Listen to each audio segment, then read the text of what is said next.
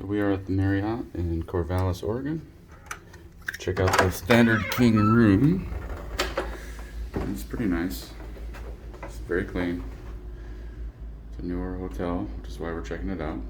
One thing that tripped me up when I came in was I've never seen this before, where you actually have to have the key card to put in there to keep your lights on. Otherwise, they'll shut off in 20 to 30 seconds. I couldn't understand why you couldn't get the lights on. So it's important to be able to read that stuff. So I had to go grab my reading glasses and figure it out. But finally figured it out. So that's the good thing.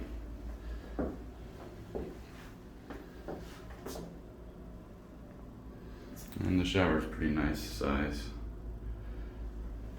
It's actually a very good size. It's larger than normal. Amenities, it looks like hair dryer, extra towels, which is great. And we got a full length mirror here.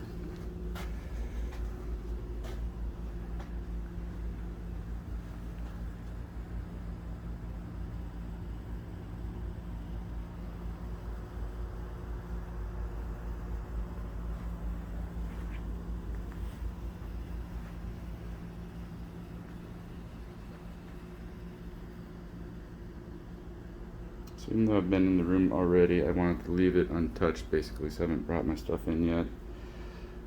Be able to show everybody what these rooms look like. And so I'm backed up against the wall right there.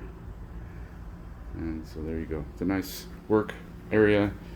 We got some great drawers there, put stuff in.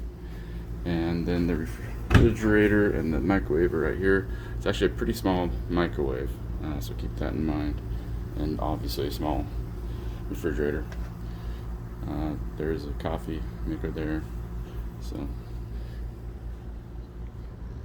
it's pretty nice.